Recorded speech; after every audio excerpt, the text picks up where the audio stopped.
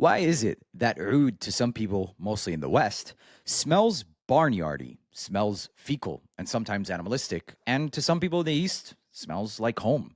It reminds them of, well, before you jump there and say just because they stink, no, there's actually scientifical, biochemical explanations, and there's also a lot of information in regards to oud.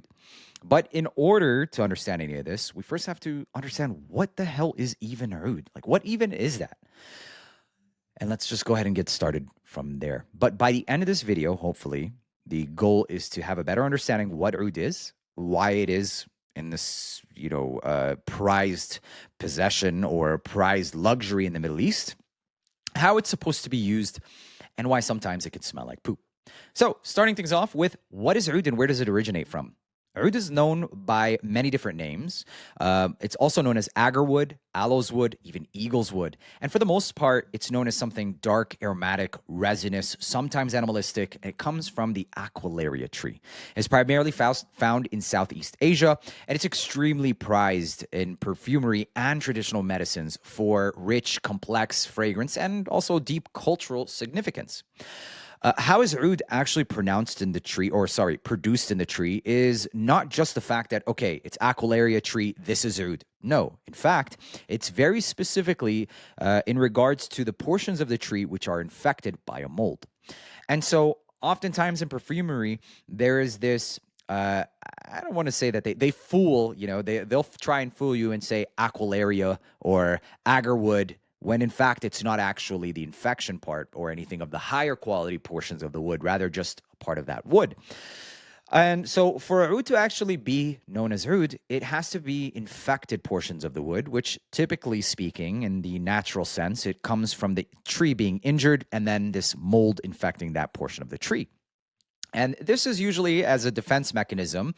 The tree will also produce some kind of sap to heal, but that sap blended with some of that mold will create this resinous, deep infection, basically, or trait of the wood that is then known as oud.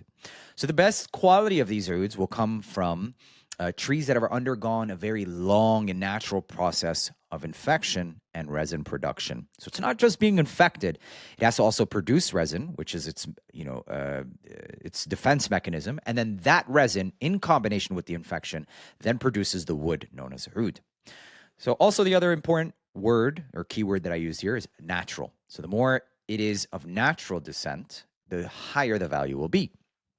However, in terms of like nowadays, there's also farm raised, and we'll get into that, especially with more scarcity and rarity of natural oud nowadays. So what are the primary uses of oud perfumery or in perfumery and the traditional uses? Well, it's been used in longevity or to create longer lasting scents. It's also been used traditionally in ceremonies, gatherings, gifts. In many Middle Eastern cultures, especially including my own, it's therapeutic. I go home after a long day, or it's Ramadan or a holy month, and oud is burning, and it's calming. It's something that I've grown up to know. For the most part, the oud that is usually burned has less of these animalistic traits and qualities. And the higher quality the oud, generally speaking, the cleaner the scent profile, and the less animalistic it may be. It may be, right? Keyword maybe. So how does the scent profile of oud vary across different regions? This is very significant because not only across different regions, but also because of its cultivation, its distillation, and its processes and time of year. There's so many factors that not just in oud, even in other oils, that play a significant role in the way that fragrances smell. So for example, if you bought, let's say, La Nuit de l'Homme last year, and the next batch, which came out 2 years later, will almost always smell different, depending on whether or not they use naturals. Because those naturals cultivated and picked and distilled from year 2023 are going to smell a little different in 2025. So ultimately leading to a sense of reformulation. Now with fragrances nowadays that have more synthetics, etc., these are less likely to feel like they've been reformulated and vice versa. So the scent profile can differ significantly based on the region, the species of the Aquilaria tree. Just because it's Aquilaria doesn't mean that there's just one type of Aquilaria tree, and the method of extraction. So, for example, Indian oud is more sweeter and resinous, while Cambodian oud is more known for its earthy notes. Thailand oud can be more floral, etc. And to give you guys a little bit more of a background, let's go into the types of oud and the scent profiles, because this is probably one of the more important portions of this video.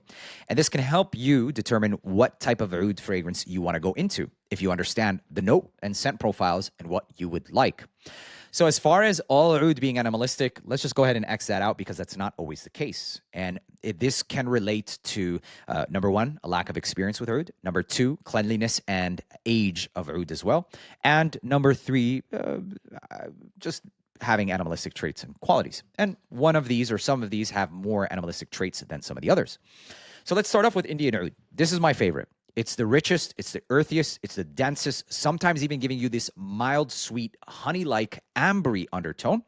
And this more commonly has animalistic traits.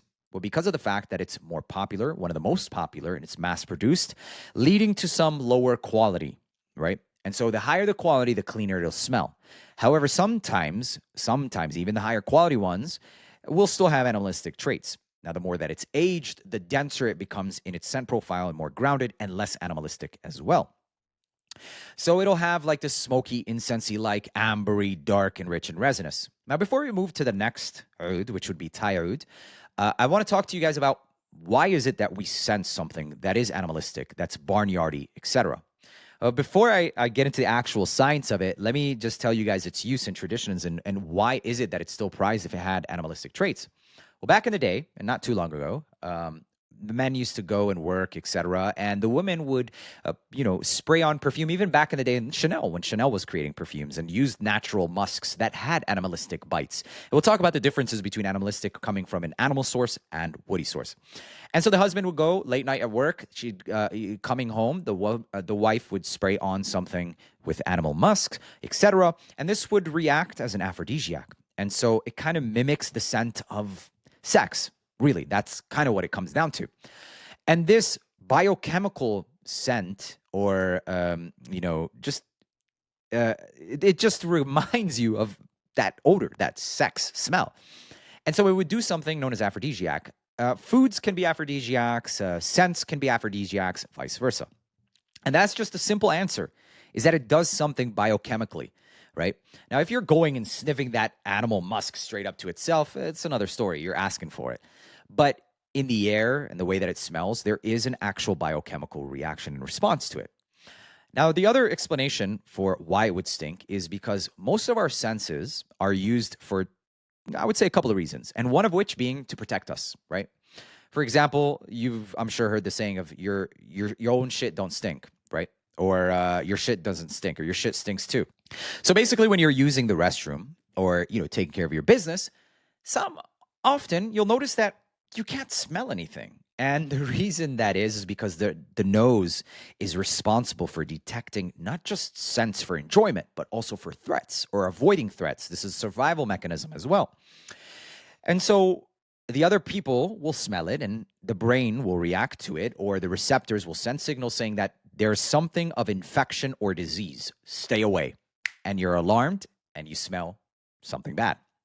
Same thing with cooking. When you're in the kitchen, you're cooking, you're enveloped in the scent. You don't realize it until you go out that, oh God, like I smell like cooking. Or somebody walks in, they say, what is that smell? Well, it's because your brain has developed this accustomation to recognizing that this scent is not harmful to me. I'm good. It stops. The level of how bad it smells decreases significantly versus that person who comes from the outside. So the reason that this happens very specifically with this is very much so like when someone is sick with an infection, right? Because both of these are infections. The person who's infected and sick oftentimes won't notice that their breath is, oh my God, versus the person who is sick or, not sick and will actually smell this. And the nose will in fact smell the bacteria or identify the scent as a scent of bacteria that can harm me. Bad receptors straight to the brain, and it's known as bad smell.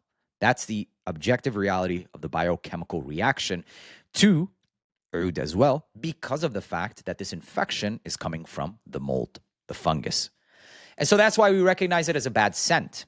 But for those who are accustomed to this and who have grown with this, these receptors no longer perceive it as a bad scent. So there is a reality of actually just having more experience and recognizing that there is no harm. And after years, it's actually been used medicinally, right? Kind of, and this is one of the biggest reasons why people's nose and tastes change. It's a reality of it too. And so, with that being said, this doesn't necessarily take away from the fact that to this population in the West who are not accustomed to it, it smells bad. It's still the case for them. But generally speaking, when it comes to complexity of fragrances, initially this complex thing that's unusual is going to be identified or signal, a not so great reaction. It's only with time of that scent that you might have been uncomfortable with, that you develop a different taste for it. The brain recognizes it as a threat. You start to live with it more often. You recognize it's no longer a threat. And then that superficial layer that your brain has recognized as a threat, as this dissolves and you become more aware of the actual scent profile, the nuances and the accords and the actual fragrance becomes, prominent. And so, love it or hate it, the reality of it is that not that it just stinks. It's that your brain can sense this infection of the tree, and it immediately senses something that smells maybe like shit, maybe like whatever the animalistic nature to it. Now, with that being said, there's still a reality of the fact that there is an animalistic undertone or tone to it. And this can also attribute to a lesser clean, lesser aged type of oud, lower quality as well. And so with that being said, we can move on to the next characteristic or region of oud, which would be Thailand oud. So with Thailand oud, it's generally smoother, it's softer, a little bit sweeter, but also slightly more floral. But to my nose personally, the floral aspects of it can be slightly more intensified, having something green and woody as well to it. One of the more general style of ouds that are easier to wear on a daily basis. I feel like Thailand oud would be one of the easier ones to get into as well. So another one that is also very popular as well is Kinam. And Kinam is prized as one of the most expensive style of ouds, especially when it's aged for a long time. It's complex, it's refined, but it's also fleeting because of how clean it smells. So its subtlety is what makes it stand out. It's almost ethereal, like ethereal being light, but very pure, refined, and elegant, but it's still there the entire time. For example, I have a fragrance by Maxim Perfumes. And this one is a mix of Kinam, Thailand, and Indian. For the most part, after about 4 hours, I'm almost like, do I smell it? But everybody around me can still smell it. And when I take my clothes off at the end of the day, it's still there and it's very prominent. But because of how light it is, it's just this enveloping you in something that smells silky, smooth, luxurious. It's one of the easier ones to get into, but also one of the most expensive oud varieties as well. There's also this coolness to it as well, something that it's not necessarily towards the minty side of things, but it does have a camphor and musky nature to it naturally. Very complex, and expensive as well. Kinam might also be one of the easiest ones to get into for those of you who want to get into it, but not when it comes to the pockets. The next region would be Vietnamese. Also one of my lesser favorite ones, and very simply because of the fact that it has that same cooling effect, more of a mentholated vibe and also a metallic vibe to it as well. For me personally, metallic fragrances can sometimes induce headaches, and with Vietnamese oils or Vietnamese oud, it can potentially do that for me personally. Lastly, also one of my least favorite is Cambodian oud. This is, to my nose, the most camphorous, which means this musky, airy, woody, and it kind of reminds me of like mothballs. But this one has more of like a dried fruit, almost like plum, etc., nuance to it. And for whatever it's worth, this specifically gives me like elephant manure. I cannot get away from it. It's just the way that it smells. I can't do it. The higher the quality, I will say, the higher the quality, it's almost gone, the animalistic qualities and traits to it, because it's more aged, it gets more complex. Some of that fungus actually, lessens, and it's more of the resins, and that's basically what happens. And so with the less fungal recognition by your nose, less of the fecal or threat, right? Which gives you that fecal. So for the most part, I would say that that's my lesser favorite. And lastly would be Laotian oud, which is the creamiest and the sweetest, almost nutty as well of them all. So with Laotian oud, that's also known to be used in Latent Exclusif. It gives you that creamy, ambery vibe, also relatively easy to get into. Fragrances like Oud Wood, Royal Oud by Creed, these have synthetics, barely any oud, if maybe 0.1% or something like that in Royal Oud, if that. Otherwise, they use a very safe and Western, but still mothball-like oud, known as Oud Meleki, that you can find in places like Perfume Apprentice or wherever it is that you're buying perfume oils. Okay? So that's why oftentimes oud might be considered stinky by one population and not by another.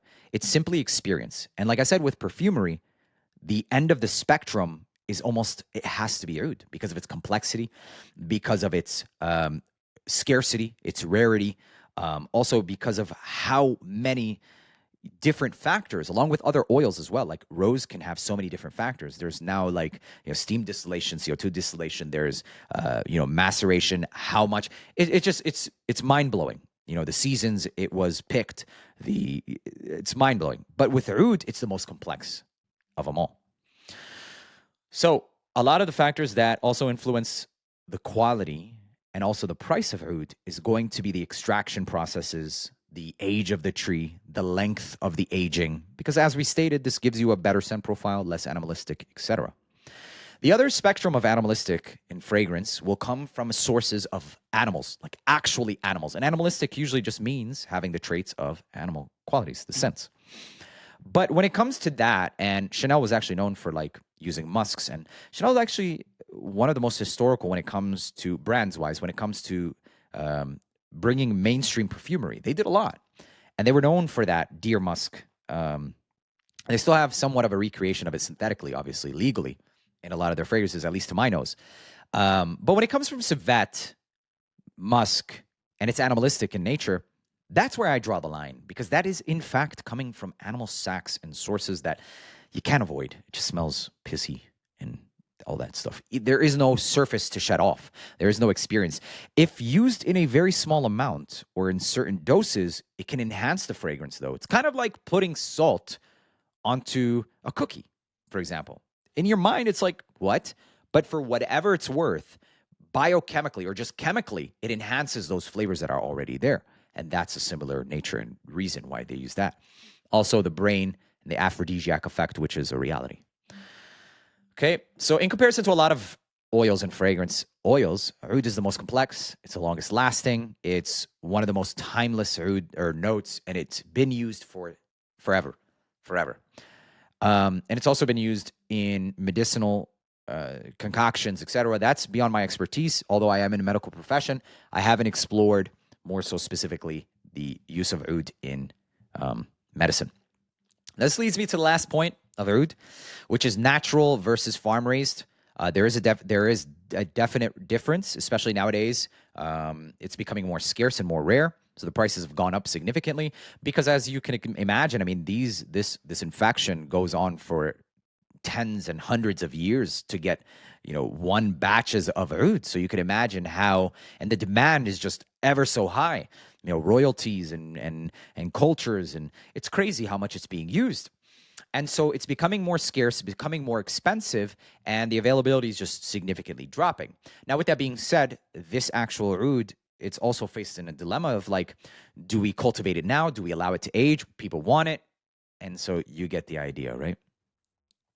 And so this has led to a surge in farm-raised oud, which rather than it becoming infected on its own and naturally, the farmers will actually inject the tree with this specific fungus or the mold, and it's cultivated and controlled. And in this sense, it's kind of protecting the natural resources of oud, and it can still produce high-quality resins.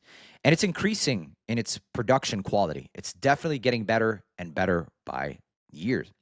And I remember buying oud farm raised in 2020 and then also in 2024. And I bought Indian oud. And honestly, it's gotten so good to the point where I bought natural Indian oud and I bought the farm raised. The farm raised for me was better. Now, this is indicative that the natural Indian oud that I had was pretty low quality, but still, it was still better. That's the ultimate, thing. And I actually favor burning it over burning the natural. It's low quality natural, but still, you get the idea. And so with advancements in technologies, it'll only get better and better and better. It's more sustainable. It also protects endangered species, which I'm all about. And I'm sure many of you would be as well. So that's pretty much it in a nutshell, why oud stinks. Psychological, biochemical, and also a lack of experience with some realities as to why it stinks. Does it actually smell like poop? No. But the brain recognizes it as rather something that has an infection, a disease that can then be translated into the smell of something foul. Barnyardy, poopy, pissy. That's really up to your brain and what it wants to tell you. Hope you guys enjoyed watching this video. And I also hope that you learned a thing or two from this. I'm always learning. I love to, dissect fragrance, oud, constantly studying. It's knowledge is power, and to better each other. I'm learning from you guys as I learn, and also from other sources, reading, being actually on hand experience in the fields with the perfumers, with people who have historical writings, and it's been a blast. And it's also funner when I'm able to translate it and bring it to you guys. I hope you guys enjoyed watching this video. Make sure to leave a like. If you're watching on YouTube, follow, subscribe, and if you're on Spotify, like it, and make sure to follow as well.